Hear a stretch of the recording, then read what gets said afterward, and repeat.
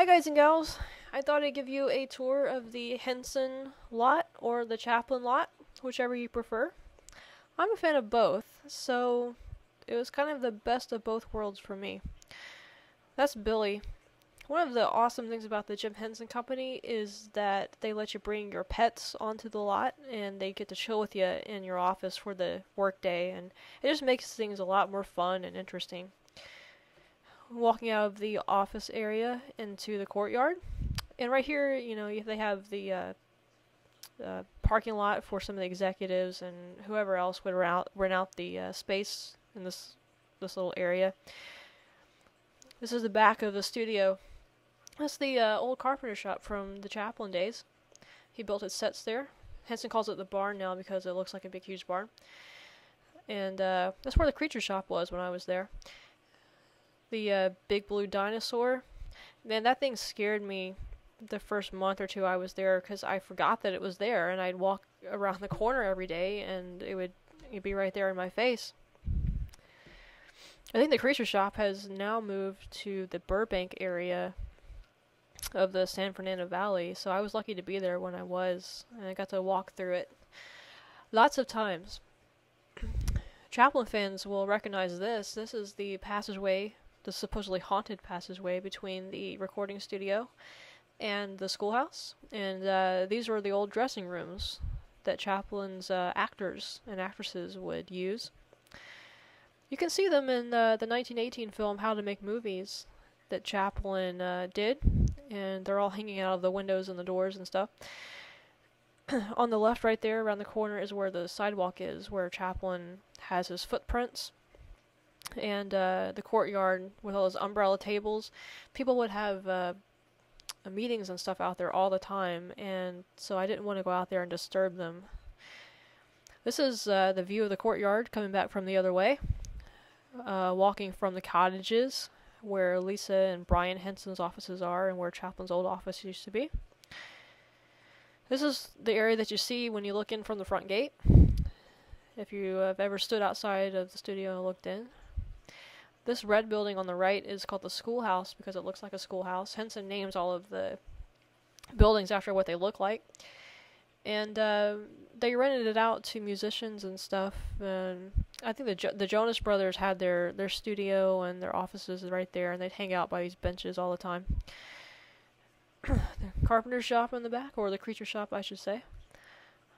There I am. Walking back into the offices, Mr. Jim Henson himself. This building was called Bob, and it's where all of the most of the Henson employees worked. It was really cool because you were surrounded by, toys and posters and really fun people all the time, and you wanted to take your work seriously and do a good job, but all of that stuff around you reminded you not to take it too seriously. This is my favorite place on the lot. This is the Chaplin soundstage. It's my favorite place just because of the historical significance of it. This is where Chaplin filmed all of his famous films. This is the day before the dinosaur train shoot. We were getting the stage ready. We had to untie all of these big, huge black curtains and pull them over the white because they didn't want the white to show. It was kind of surreal standing there, being a Chaplin fan and knowing that I was standing where, he filmed City Lights and Modern Times and, all of the great films that he did and some of his short films as well. Henson uses the studio, or the soundstage rather, for Sid the Science Kid, and up on the trusses on the ceiling up there they have all of their motion capture sensors for their digital puppetry system, and that's a lot of fun to watch them do the motion capture suits and everything.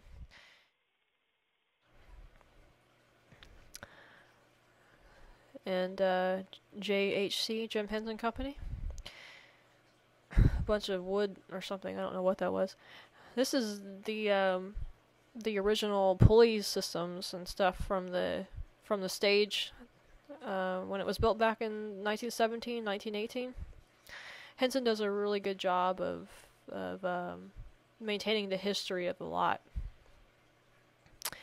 This is the projection room. Chaplin projected his movies from here, and I mean, it's been used for decades.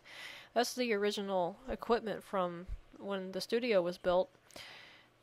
I don't know what in the world it does, but it's kind of cool to look at. Those chairs were everywhere. They look like they belong in a Chaplin film. They look that old, but I think I could have sworn I saw them somewhere in a Chaplin film, but I could be making that up too. A lot of this equipment was probably brought in during the 50s and 60s, maybe 70s, when CBS owned the studio for a while. And this is the inside of the screening room. All those kids are watching the film. They were there for the dinosaur train stuff, and we were trying to keep them occupied. Chaplin sat in there and watched his films, guys.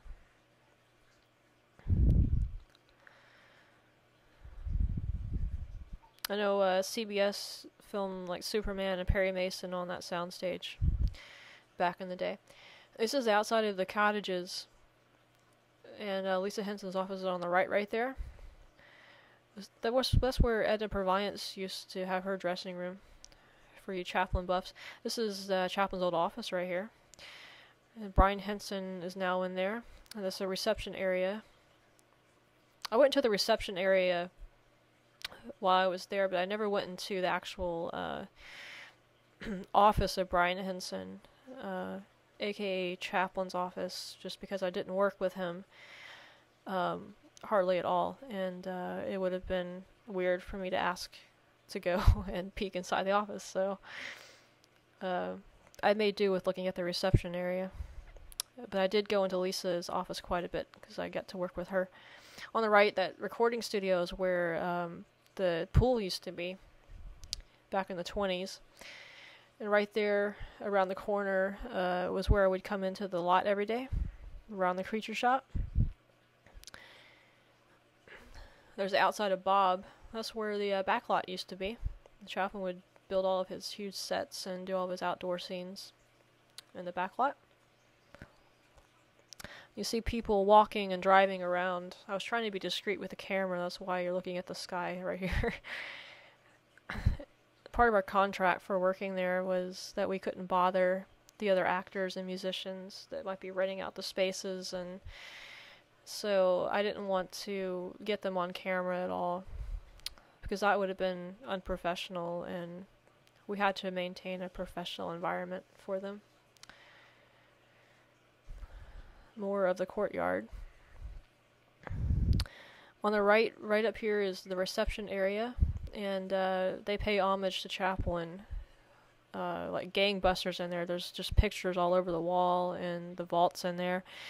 The vault's right there. That's the Chaplin studio, the front gate.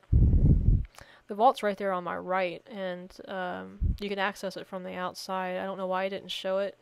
I think I was determined to show the lab right here. And this is the laboratory where Chaplin edited his films and processed the film and stuff. There's a bunch of offices in there now. One of my favorite things to do was, and I didn't do it very often, but it was really awesome when I did, was to climb up these steps, and you got a bird's eye view of not only the lot, but you could see out into parts of La Brea Avenue, and you could see some stuff from Sunset, which is a block to your left.